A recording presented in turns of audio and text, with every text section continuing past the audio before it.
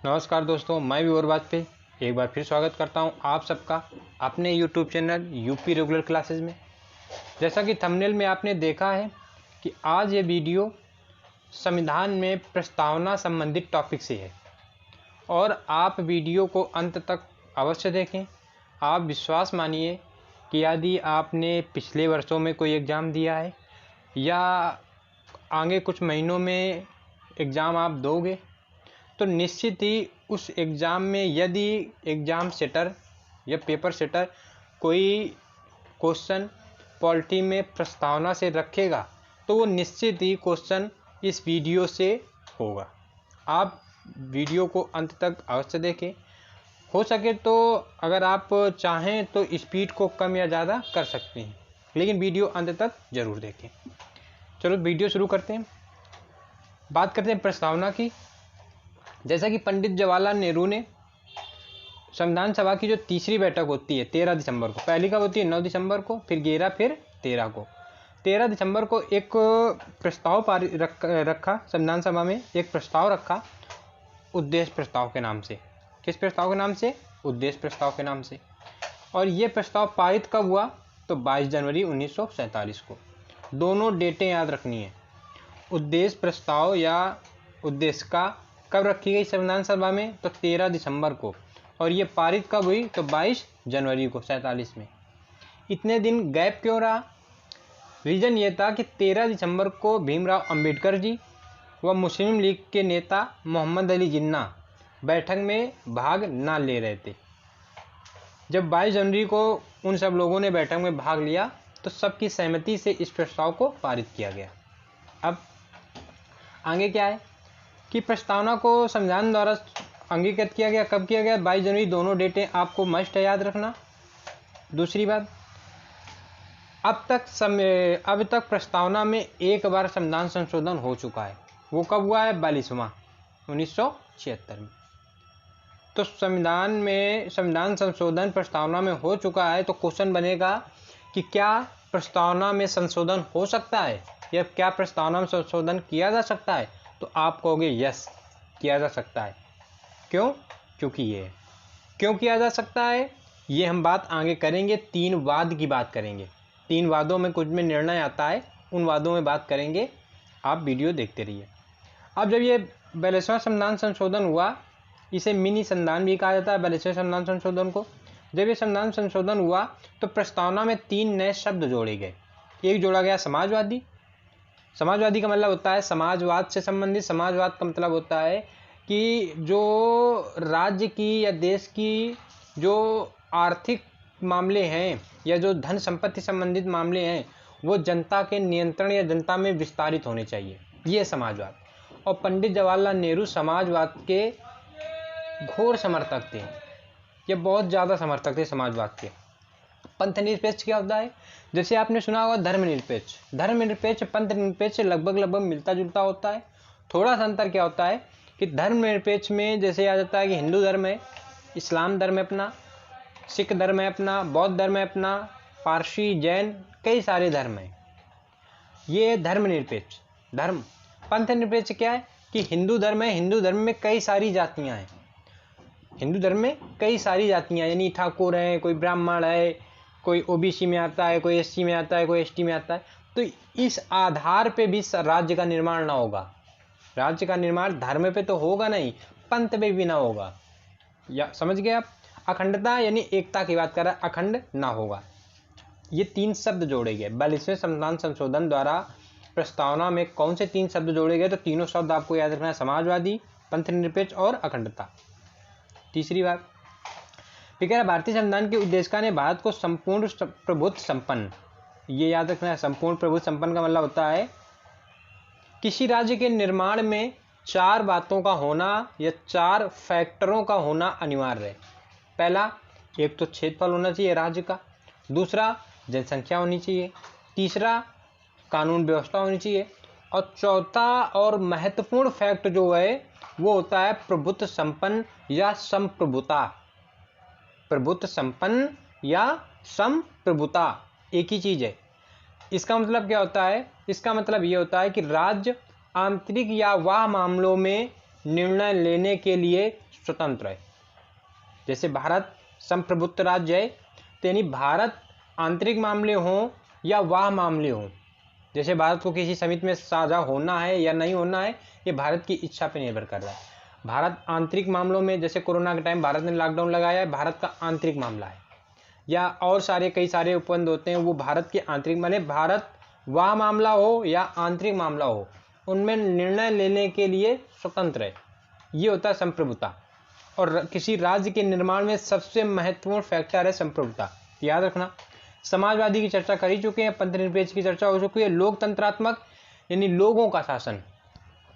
गणराज्य शब्द गणतंत्र से बना। गणतंत्र का मतलब कि जो भारत का राष्ट्राध्यक्ष है वो वंशानुगत न होकर अप्रत्यक्ष प्रणाली द्वारा निर्वाचित होगा, ये होता है गणराज्य। ठीक, आगे बात करें, फिर कह रहा है कि संविधान के उद्देश्य का अपने नागरिकों को 3 प्रकार के न्याय देती है। खूब याद रखना, 3 प्रकार के न्याय कौन कौन से देती है, तो ये याद रखना है 3 प्रकार के न्याय, सामाजिक, आर्थिक और राजनीतिक। इनका क्रम याद रखना है। ये तो लगभग पता होता है सामाजिक, आर्थिक, राजनीतिक न्याय है, लेकिन इनका यही क्रम सामाजिक, आर्थिक और राजनीतिक न्याय, तीनों एक क्रम याद रखना है। इसी क्रम में बात करें तो जो उद्देश्य का है, उद्देश्य का वो 5 प्रकार की स्वतंत्रताएं देता है, 5 प्रकार की स्वतंत्रताएं देता है। और वो 5 प्रकार की स्वतंत्रताएं कौन कौन सी होती हैं? एक होती है विचार करने की, अभिव्यक्ति करने की, विश्वास करने की, धर्म की, उपासना की। विचार, अभिव्यक्ति, विश्वास, धर्म और उपासना, ये 5 स्वतंत्रताएं होती हैं। इन पांचों का क्रम याद रखना है। ठीक, आगे बात करें, उद्देश्य का संविधान के विधिक निर्वचन में सहायक होती है, कोई महत्वपूर्ण बात नहीं है। फिर जैसे कह रहा है कि सर अल्लादी कृष्णा स्वामी अय्यर के अनुसार उद्देश्य का हमारे सपनों और विचारों का प्रतिनिधित्व करती है।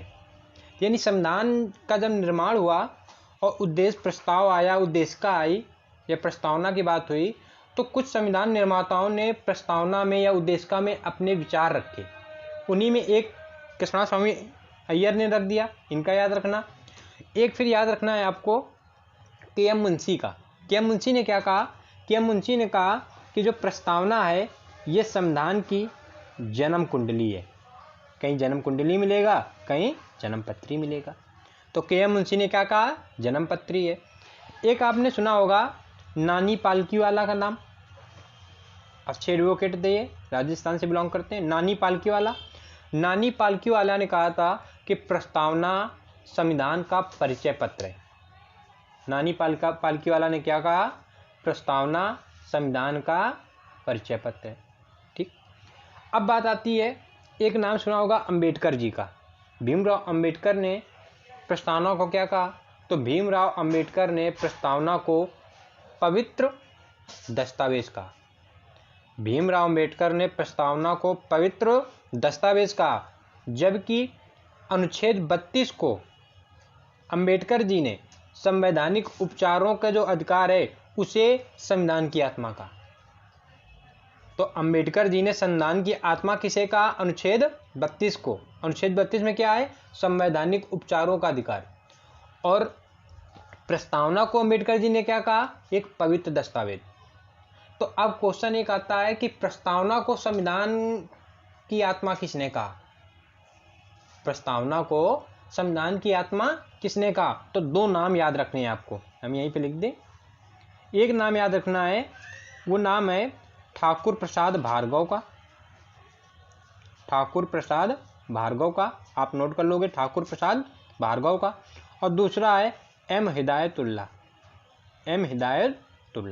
तो एम हिदायतुल्लाह और ठाकुर प्रसाद भार्गव ने संविधान की आत्मा किसको कहा? प्रस्तावना को। जबकि अंबेडकर जी ने संविधान की आत्मा किसको कहा? अनुच्छेद 32 अर्थात संवैधानिक उपचारों के अधिकारों को संविधान की आत्मा का। तो थोड़ा सा डाइवर्ट हो गया आप, तो आप थोड़ा याद रखोगे, रिपीट कर लोगे बार बार। दूसरी बात, अब वही हमने कहा कि कुछ वाद हुए, संशोधन हुआ, तो किस वाद के तहत प्रस्तावना में संशोधन किया जा सकता है, ये एक वाद ने तय किया। तो एक पहला वाद, 3-4 वाद की बात करेंगे। इन चारों का क्रम याद रखना। पहला आता है वेरूवारीवाद। पहला आता है वेरूवारीवाद, इस पे क्रम उल्टा सीधा है, हम जो बोल रहे हैं आप वैसे देखोगे। पहला आता है वेरूवारीवाद 1960 का। वेरूवारीवाद, इसमें क्या कहा गया, इसमें प्रस्तावना को संविधान का अंग नहीं माना गया।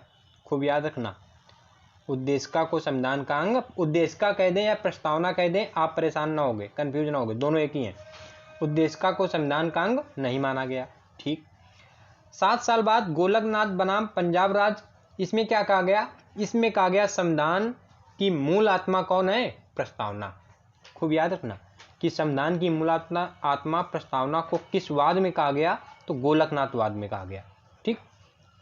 अब तीसरा आ जाता है केशवानंद भारती बनाम केरल राजवाद, सबसे महत्वपूर्ण वाद, सन भी याद रखना है, और केशवानंद भारती बनाम केरल राजवाद ये भी याद रखना है। इसमें क्या कहा गया, इसमें संविधान में प्रस्तावना को मूल ढांचे के रूप में कहा गया, प्रस्तावना को मूल ढांचे का दर्जा दिया गया।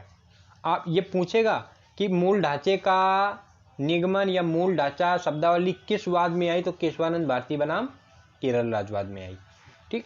और ये माना गया कि संविधान का अंग है, ये माना गया कि प्रस्तावना संविधान का अंग है और उसके मूल ढांचे पे परिवर्तन ना हो, संसद संशोधन कर सकती है।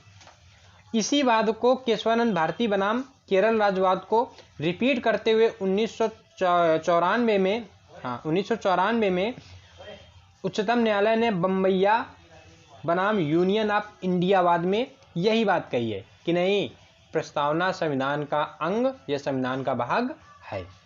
याद रखोगे आप जहां बोलोगे तो आप उसको रिपीट कर लोगे।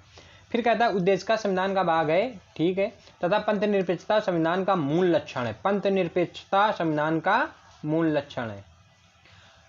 अगली महत्वपूर्ण बात, उद्देशिका की प्रकृति न्याय योग्य नहीं है। खूब याद रखना है, इसे आप सुप्रीम कोर्ट में अपील नहीं कर सकते हो। ठीक, यानी उच्च न्यायालय में आप इसका अपील नहीं कर सकते। सीधे डिरेक्ट याद रखना है कि उद्देशिका ये प्रस्तावना है, ये न्याय योग्य नहीं है। आगे बात करें, हमने आगे बात कर ही ली है कि प्रस्तावना में 5 प्रकार की स्वतंत्रताएं हैं। विचार की, अभिव्यक्ति की, विश्वास, धर्म और उपासना की स्वतंत्रता है। 2 प्रकार की समानताएं या समताएं। क्रम याद रखना है, पहली है प्रतिष्ठा की और फिर है अवसर की। एक प्रकार का बंधुत्व है, वो क्या है, भ्रातृत्व। भ्रातृत्व वो क्या है, बंधुत्व का है। एक प्रकार का भ्रातृत्व है और भ्रातृत्व क्या है, वो बंधुत्व का है। खूब याद रखना, पूछेगा कि भ्रातृत्व कितने प्रकार के, तो एक प्रकार का, किसमें, बंधुत्व में। ठीक, बाकी बात हमने की है कि प्रस्तावना को संविधान की आत्मा कहा किसने कहा है, ठाकुर प्रसाद भार्गव ने और एम हिदायतुल्लाह ने। बी.आर. अम्बेडकर ने संवैधानिक उपचारों के अधिकारों को संविधान की आत्मा कहा है, और ये किसमें है, ये है अनुच्छेद 32 में। जब मौलिक अधिकार पढ़ेंगे तो उसमें इनका चर्चा करेंगे। के.एम. मुंशी ने क्या कहा है, के.एम. मुंशी ने, इनकी सब पढ़ चुके हैं हम लोग, ऊपर बात कर चुके हैं, आप देख लोगे सरसी नज़र में। के.एम. मुंशी ने उद्देशिका को राजनैतिक जनपत्री कहा है। हाँ, ये एक चीज़ नहीं पढ़ी हमने। सुभाष कश्यप ने क्या कहा है, सुभाष कश्यप ने कहा है कि अगर प्रस्तावना शरीर है, सॉरी संविधान अगर शरीर है तो प्रस्तावना आत्मा है, और अगर प्रस्तावना आधारशिला है, नींव, आधारशिला मतलब नींव, तो संविधान उस पर खड़ी अट्टालिका यानी छत है। याद रखोगे। अगला, बी.आर. अम्बेडकर जी का हमने पढ़ ही रखा है कि बी.आर. अम्बेडकर जी ने संविधान को एक पवित्र दस्तावेज कहा है। ठीक, अब इतना हम आपसे कह रहे हैं कि इतना आप एक बार फिर रिवाइज कर लीजिए। आप या वीडियो को रोक कर आप रिकॉल कर लें, या आप वीडियो को वापस जाके इतना देख लें, क्योंकि अब जो क्वेश्चन आने वाले हैं वो केवल इन्हीं से आने वाले हैं। और आप केवल अपना IQ थोड़ा सा अच्छा रखना, सारे क्वेश्चन आप करोगे, सारे क्वेश्चन आप करोगे। चलते हैं क्वेश्चन की तरफ। पहला क्वेश्चन, ये जो लिखा हुआ है ना, यही प्रस्तावना है। यही क्या है, प्रस्तावना। कह रहा हम भारत के लोग, प्रस्तावना में कह रहा हम भारत के लोग। तो अब याद रखना है कि प्रस्तावना में भारत कितनी बार प्रयोग किया गया, 2 बार। हम भारत के लोग, भारत को। तो 2 बार भारत का प्रयोग किया गया पूरी प्रस्तावना में और कहीं नहीं किया गया। ठीक, भारत को एक संपूर्ण प्रभुत्व संपन्न या संप्रभुता समझ गए, समाजवादी पंथ निरपेक्ष भी समझ गए, लोकतंत्रात्मक गणराज्य बनाने के लिए तथा उसके समस्त नागरिकों के लिए, नागरिकों का उल्लेख है, लोगों का उल्लेख है, जनता शब्द का उल्लेख कहीं नहीं है। किसका उल्लेख नहीं है? जनता शब्द का उल्लेख पूरी प्रस्तावना में कहीं नहीं है। व्यक्ति शब्द का उल्लेख है, यह है व्यक्ति पूछ लेगा निम्न में से प्रस्तावना में किस शब्द का उल्लेख नहीं है? व्यक्ति, नागरिक, लोग, जनता, तो जनता का नहीं है। ठीक, आपको पूरी प्रस्तावना रटनी नहीं है, 1-2 बार ऐसे देख लेनी है रफली बस। फिर क्या, नागरिकों को सामाजिक, आर्थिक, राजनीतिक तीनों प्रकार के न्याय, विचार, अभिव्यक्ति, विश्वास, धर्म और उपासना 5 प्रकार की स्वतंत्रताएं, 2 प्रकार की समताएं, प्रतिष्ठा और अवसर की समताएं प्राप्त कराने के लिए तथा उन सब में व्यक्ति की गरिमा और राष्ट्र की एकता और अखंडता सुनिश्चित करने वाली, अखंडता शब्द आया, ये 42वें संविधान संशोधन 1976 के तहत जोड़ा गया। और 2 शब्द कौन कौन से जोड़े गए? तो एक ये जोड़ा गया, समाजवादी जोड़ा गया, और कौन एक जोड़ा गया? तो एक पंथ निरपेक्ष जोड़ा गया। तो 42वें संविधान संशोधन के तहत कौन से 3 शब्द जोड़े गए? तो समाजवादी, पंथ निरपेक्ष और अखंडता। अखंडता सुनिश्चित करने वाली बंधुता, यानी भ्रातृत्व कितने प्रकार की? 1 प्रकार की, वो भी कौन? बंधुता बढ़ाने के लिए दृढ़ संकल्प होकर अपनी इस संविधान सभा में आज, अब जहाँ यक्ष लिखा है यहाँ पे खाली स्थान है, यहाँ आपके भरना है। अब प्रस्तावना में ही संविधान निर्माताओं ने उस तिथि का उल्लेख कर दिया जिस तिथि में संविधान बनकर तैयार हुआ और आंशिक रूप से लागू किया गया। जिस तिथि को संविधान बनकर तैयार हुआ और आंशिक रूप से लागू किया गया, वो तिथि थी 26 नवंबर 1949। वो तिथि कौन सी थी? 26 नवंबर 1949। तो यहाँ x की जगह क्या रखना है? 26 नवंबर 1949 को इत्यादि द्वारा इस संविधान को अंगीकृत यानी अपनाते हैं, अधिनियमित यानी लागू करते हैं, और आत्मार्पित यानी अपने आप को इस संविधान के प्रति समर्पित करते हैं। यानी जो संविधान में बातें हैं उनको हम निष्ठापूर्वक मानेंगे, आत्मार्पित करते हैं। किस तिथि को किया? तो 26 नवंबर 1949। बी ऑप्शन सही है। कौन सा सही है? B option. यानी 26 नवंबर 1949 को संविधान आंशिक रूप से लागू हुआ। कितने अनुच्छेद लागू हुए? 16। कौन कौन से लागू हुए आपको नहीं पढ़ना है, बिल्कुल नहीं परेशान होना, कभी क्वेश्चन नहीं बना, लेकिन इतना याद रखना 16। ठीक, तो पहले का आंसर बी नंबर। आगे बात करें, इसकी वही चर्चा लिखी है जो हमने चर्चा कर दी है, आपको पढ़ने की आवश्यकता नहीं है, आप चाहें तो पढ़ सकते हैं। फिर कह रहा भारतीय गणतंत्र की 26/1/1950 को सही संवैधानिक वस्तु स्थिति क्या थी जब संविधान लागू हुआ? यानी जब संविधान 26 जनवरी 1950 को संविधान पूर्णतया लागू हुआ। 26 जनवरी 1950 को संविधान पूर्णतया लागू हुआ। अब इस तिथि को क्यों लागू किया गया? जबकि बन के तैयार तो 26 नवंबर 1949 को हो गया था, 1949 को हो गया था, लेकिन लागू 26 जनवरी पूर्णतया 26 जनवरी 1950 को क्यों गया? रीजन इसका ये है, ध्यान से सुनिएगा, कि लाहौर अधिवेशन 1929 का होता है 31 दिसंबर की रात, और उसमें पंडित नेहरू द्वारा ये तय किया जाता है कि हम अपना स्वतंत्रता दिवस जनवरी माह के अंतिम रविवार को मनाएंगे। अपना स्वतंत्रता दिवस जनवरी माह के अंतिम रविवार को मनाएंगे, और वो अंतिम रविवार किस तिथि को पड़ गया? 26 जनवरी को। तब से 26 जनवरी को 1930 से 26 जनवरी 1930 से और जब तक संविधान निर्माण ना हो गया था तब तक जब तक भारत आज़ाद ना हो गया था 15 अगस्त 1947 तक, इससे पहले तक 26 जनवरी को ही स्वतंत्रता दिवस मनाया जाता था। अब भारत आज़ाद हुआ 15 अगस्त को, यानी स्वतंत्रता दिवस कब मनाया जाएगा? 15 को। तो अब इस ऐतिहासिक तिथि की गरिमा खत्म ना हो, इस वजह से हमने जो संविधान जो पूर्णतया लागू करने की बात है वो हमने कब लागू किया है? 26 जनवरी 1950 को।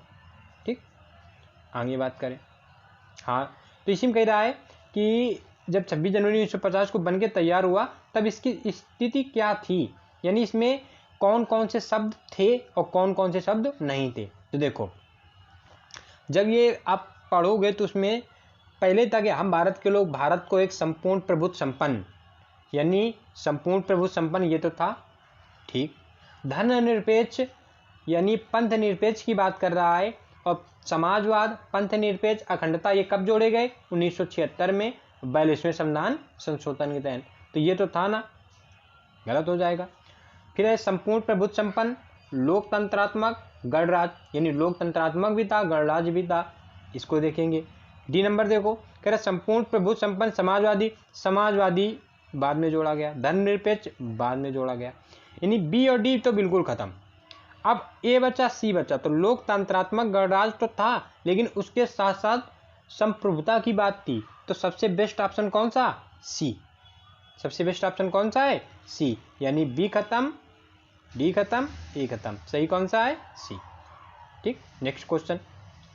बाकी उसकी यही व्याख्या लिखी है, आप चाहो तो पढ़ सकते हो, बाकी हमने इतनी चर्चा कर दी है कि आपको पढ़ने की आवश्यकता नहीं है। नेक्स्ट क्वेश्चन कह रहा है 26 जनवरी 1950 को भारत की वास्तविक संवैधानिक स्थिति क्या थी। दूसरा क्वेश्चन रिपीट हुआ है, सिर्फ ऑप्शन इधर उधर हैं, बाकी क्वेश्चन रिपीट हुआ है।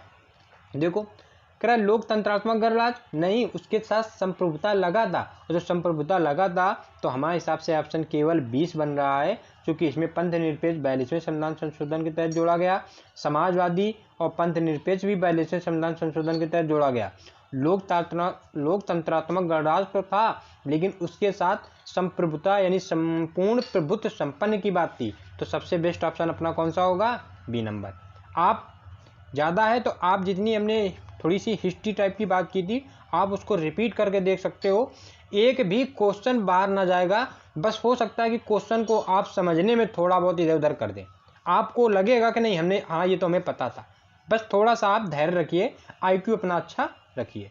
नेक्स्ट क्वेश्चन कह रहा भारत के संविधान के निर्माताओं का मत निम्नलिखित में से किसमें प्रतिबिंबित होता है, यानी यदि आपको भारत के जो संविधान निर्माता थे उनका विचार देखना है, उनका विचार समझना है, तो आपको पूरा संविधान पढ़ने की आवश्यकता है ही नहीं, क्या केवल पढ़ना है, आप केवल उद्देश्य का पढ़ लीजिए जो हम पढ़ रहे हैं, तो इसका ऑप्शन ए नंबर। नेक्स्ट कह रहा भारत के संविधान की प्रस्तावना में कितने प्रकार के न्याय, स्वतंत्रता, समानता एवं भ्रातृत्व का उल्लेख किया गया है, और उनका क्रम के अनुसार लिखना है। यानी न्याय कितने प्रकार के हैं, सामाजिक, आर्थिक, राजनीतिक, कितने हो गए, 3। स्वतंत्रता कितनी, 5। विचार, अभिव्यक्ति, विश्वास, धर्म, उपासना, कितने, 5। समानता 2, प्रतिष्ठा और अवसर। भ्रातृत्व 1, बंधुता। 3, 5, 2, 1, ए नंबर। ठीक, सारे क्वेश्चन आपको लगेगा कि नहीं ये क्वेश्चन हम कर लेंगे, और यही क्वेश्चन विश्वास मानिए कि यही क्वेश्चन आपको एग्जाम में मिलेंगे, बस आपको ये वीडियो 2-3 बार पढ़ लेना है बस।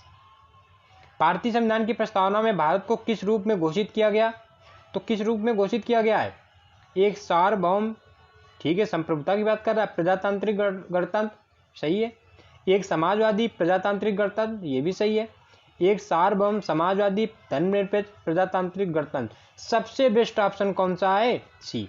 सही दोनों ये ऊपर वाले भी हैं, लेकिन सबसे बेस्ट कौन सा है, सी। नेक्स्ट क्वेश्चन की बात करते हैं। कह रहा है निम्न शब्दों पर विचार करें, अब इन शब्दों का क्रम लिखना है। अब इन शब्दों का क्रम के लिए थोड़ी प्रस्तावना आपको थोड़ी सी पता होनी चाहिए। जैसे हम पढ़ें कि हम भारत के लोग भारत को एक संपूर्ण प्रभुत्व संपन्न समाजवाद पंथ निरपेक्ष, समाजवाद पंथ निरपेक्ष लोकतांत्रात्मक यानी प्रजातंत्र की बात करता है, गणराज बनाने के लिए, यानी हमने पहले क्या कहा कि हम भारत के लोग भारत को एक संपूर्ण प्रभुत्व संपन्न यानी सार्वभौमिक, संपूर्ण प्रभुत्व संपन्न। अब ये शब्द कुछ नए आ जाएंगे पर्यायवाची टाइप के, वो आपको याद रखना, संप्रभुता आ जाएगा, सार्वभौमिकता आ जाएगी, प्रभुत्व संपन्न आ जाएगा, वो है एक ही चीज। तो सार्वभौमिकता, समाजवादी, धर्मनिरपेक्ष और प्रजातंत्र, यानी CADB, ये इसका क्रम है। कौन सा सही हो जाएगा, ए नंबर। अगला क्वेश्चन बड़े आसान आसान क्वेश्चन है। कह रहा भारतीय संविधान की प्रस्तावना में समाजवादी शब्द किस संशोधन के तहत जोड़ा गया? केवल समाजवादी शब्द नहीं, इसके साथ साथ पंथनिरपेक्ष और अखंडता भी जोड़ा गया। कब जोड़ा गया? 42वें संविधान संशोधन, और ये कब होता है? 1976 को होता है। ठीक, कोई कठिन क्वेश्चन ना लग रहा होगा आपको। फिर कह रहा निम्नलिखित में कौन सा 42वें संविधान संशोधन के माध्यम से भारत के संविधान की प्रस्तावना में जोड़ा गया? कौन सा जोड़ा गया? कौन सा शब्द जोड़ा गया? संप्रभुता पहले से थी, व्यक्ति की गरिमा पहले से थी, निजता का कोई अर्थ उसमें था नहीं, समाजवाद और पंथनिरपेक्ष। तो कौन से जोड़े गए? समाजवाद, पंथनिरपेक्ष, और एक और जोड़ा गया, कौन सा? अखंडता। जिसमें 2 हैं तो 2 वाला कर देंगे, सी ऑप्शन के हिसाब से। कह रहा भारतीय संविधान की प्रस्तावना में धर्मनिरपेक्ष व समाजवादी शब्द जोड़े गए। धर्मनिरपेक्ष, समाजवादी, अखंडता, तीनों शब्द कब जोड़े गए? तो वो तीनों जोड़े गए 42वें संविधान संशोधन 1976 के तहत। फिर कह रहा निम्नलिखित में कौन भारत को धर्मनिरपेक्ष राज्य वर्णित करता है? निम्नलिखित में कौन भारत को धर्मनिरपेक्ष राज्य वर्णित करता है? यानी धर्मनिरपेक्षता का उल्लेख कहाँ मिलता है? तो कहीं नहीं मिलता है, अपने को सीधे प्रस्तावना मिलता है। धर्मनिरपेक्ष, समाजवाद, पंथनिरपेक्ष, अखंडता, ये शब्द मिलते हैं। अगला क्वेश्चन, निम्नलिखित शब्दों में कौन सा शब्द सन 1975 में भारतीय संविधान की प्रस्तावना में शामिल नहीं था? यानी 1975 में शामिल नहीं था, इसके बाद वो शामिल हुआ है। यानी जो 42वां संविधान संशोधन 1976 का हुआ है, उसमें जो शब्द जोड़े गए हैं वो छोड़ के बाकी, तो देखो, बंधुत्व पहले से था, संप्रभुत्व पहले से था, समानता पहले से था, अखंडता, समाजवादी, पंथनिरपेक्ष, ये 42वें संविधान संशोधन 1976 के तहत जोड़े गए। कौन से? 3 शब्द, समाजवाद, पंथनिरपेक्ष और अखंडता।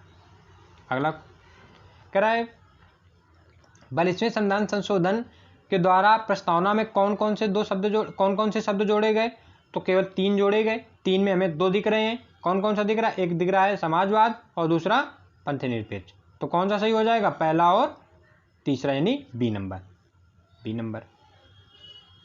अगला क्वेश्चन बड़े आसान क्वेश्चन है। यहाँ ये वाला इतने हिस्ट्री जो थोड़ी सी चर्चा की है, उसके बाद 2-3 क्वेश्चन पढ़ने के बाद आप चाहें तो ये आप 1.5, 1.75 या 2x पे आप देख सकते हैं, कोई दिक्कत नहीं।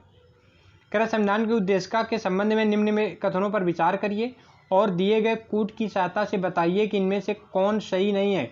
आपको क्वेश्चन बड़ा देख के परेशान होना नहीं, सबसे सरल है, बिल्कुल सरल है। देखो कैसे, पंडित नेहरू द्वारा ऑब्जेक्टिव प्रस्ताव अंतोगत्वा उद्देशिका बना, बिल्कुल है। जो उद्देश्य प्रस्ताव रखा गया था वही उद्देशिका या उद्देश्य प्रस्ताव बना उद्देशिका या प्रस्तावना, सही है। इसकी प्रकृति न्याय योग्य नहीं है, बिल्कुल नहीं है, अपील नहीं की जा सकती। इसका संशोधन नहीं किया जा सकता। अरे भैया, जब संशोधन न किया जा सकता तो 42वां संविधान संशोधन कैसे होता? बताओ। समाजवाद, पंथनिरपेक्ष और अखंडता शब्द कैसे जोड़े जाते हैं? यानी इसमें संशोधन किया जा सकता है, यानी ये वाला गलत है। संविधान के विशिष्ट प्रावधानों को यह रद्द नहीं कर सकता, बिल्कुल नहीं कर सकता। यानी कौन कौन से सही हो गए?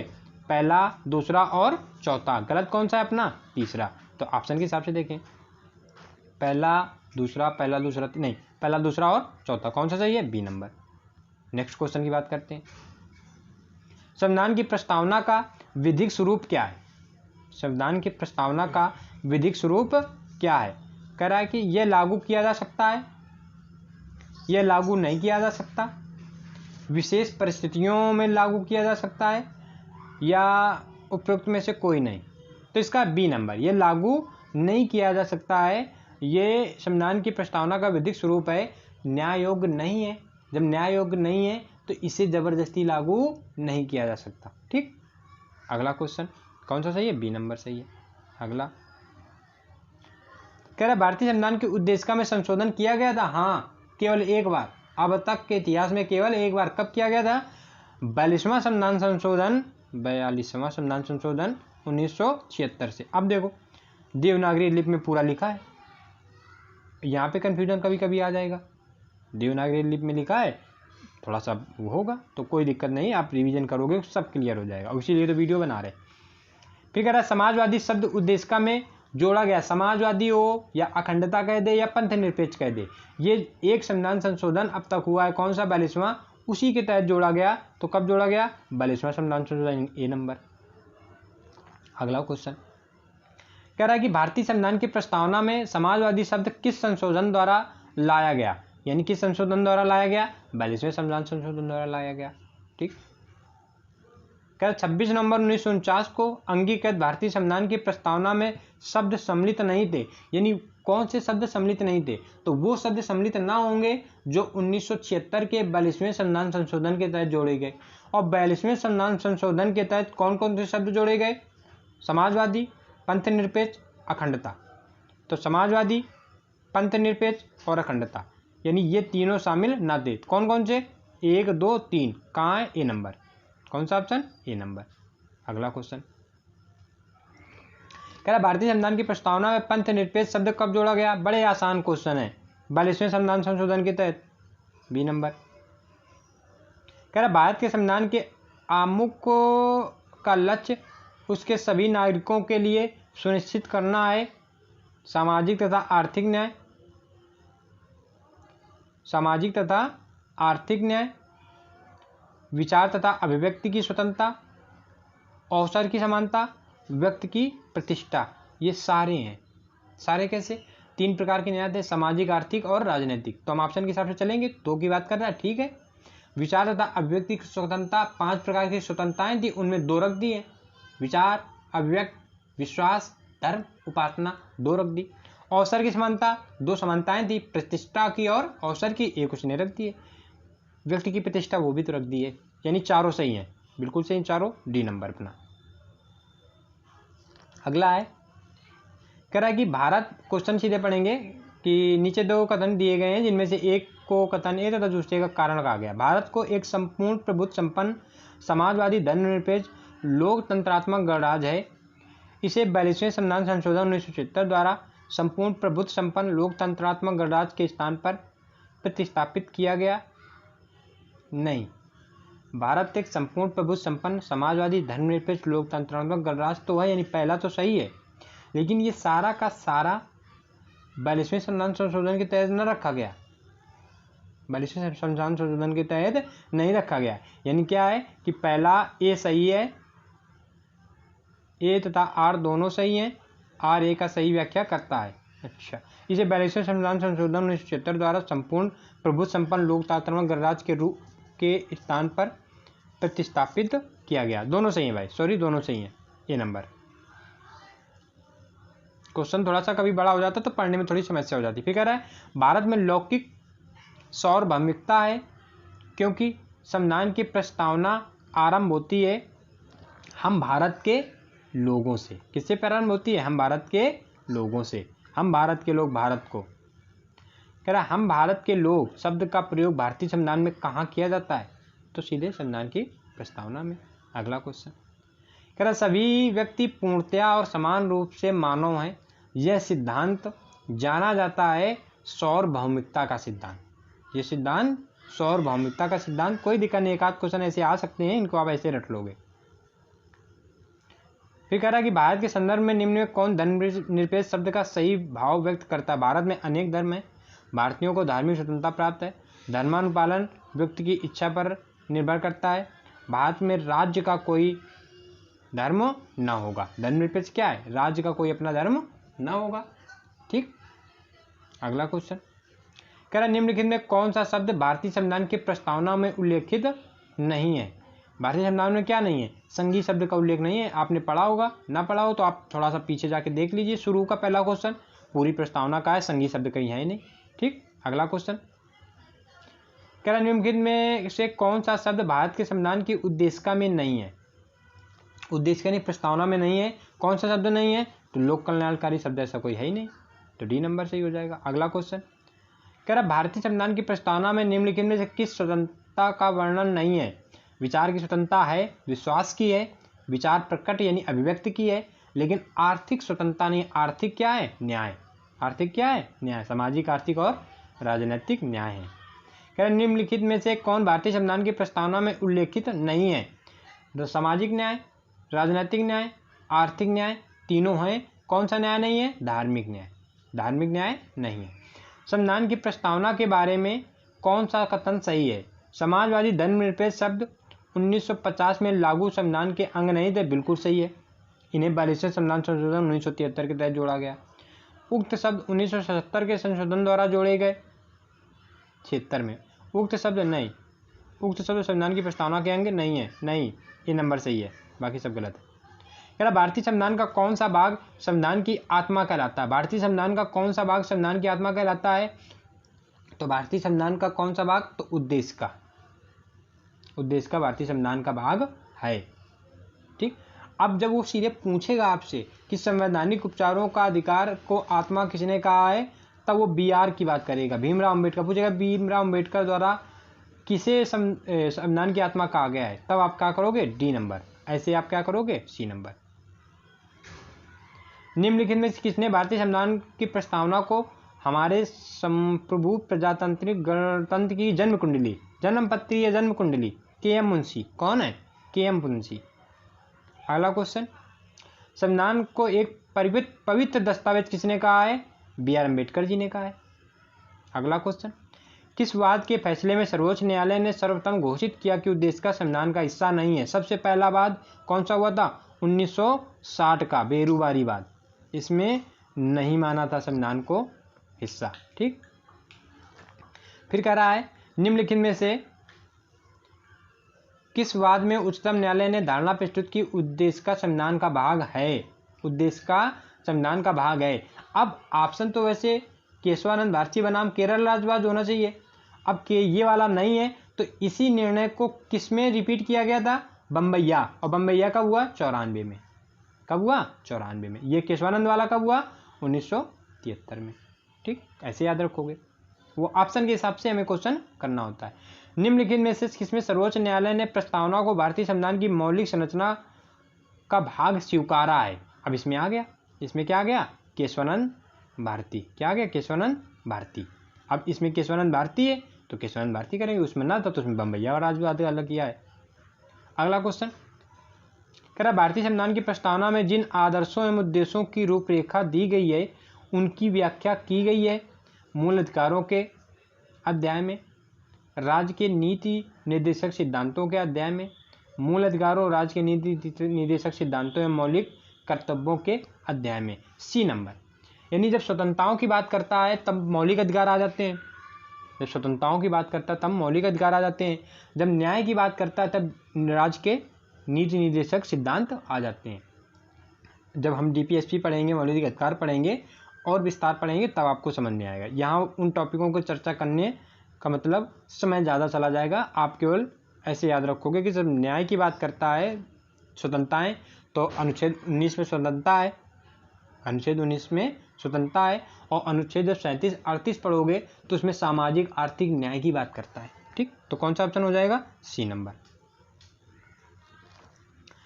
कह रहा निम्नलिखित में से कौन एक भारतीय संविधान के उद्देश्यों को प्रतिबंधित करता है? यानी भारतीय निर्माता, जो संविधान निर्माता थे, उनके विचारों को देखना है तो हमें क्या पढ़ना होगा? वो हमें पढ़ना होगी उद्देश्य का। भारत के संविधान की उद्देशिका में कितने प्रकार के न्याय? सामाजिक, आर्थिक और राजनीतिक, 3 प्रकार के न्याय। भारतीय संविधान की प्रस्तावना में इसके सभी नागरिकों को कौन सा न्याय प्रदान करने की व्याख्या है? अब सामाजिक, आर्थिक और राजनीतिक, सामाजिक, आर्थिक और राजनीतिक। अब थोड़ा सा आप कंफ्यूज हो जाओगे, जहाँ धार्मिक लिखा है वहाँ आप उसको आर्थिक पढ़ सकते हो। थोड़ा सा अगर आप पजल हुए वो गलत हो जाएगा। आपको ऑप्शन बड़े धैर्यता से पढ़ने हैं। कौन सा ऑप्शन? D number. कह रहा भारत के संविधान के उद्देश्यों में एक के रूप में आर्थिक न्याय का किसमें उपबंध किया गया है?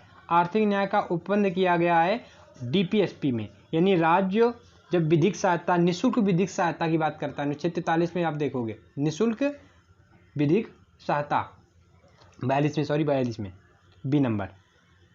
भारत के संविधान के उद्देश्य का संविधान का भाग है किंतु कोई विधिक प्रावधान नहीं है। संविधान का भाग नहीं है, संविधान का भाग है।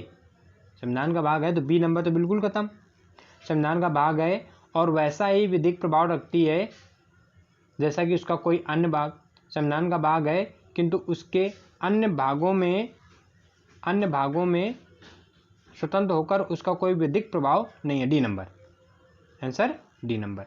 संविधान का भाग है किंतु उसके अन्य भागों से स्वतंत्र होगा, यानी उसका कोई विधिक प्रभाव, यानी वो संविधान से अलग नहीं है, उसका भाग है लेकिन उससे अलग होके नहीं है।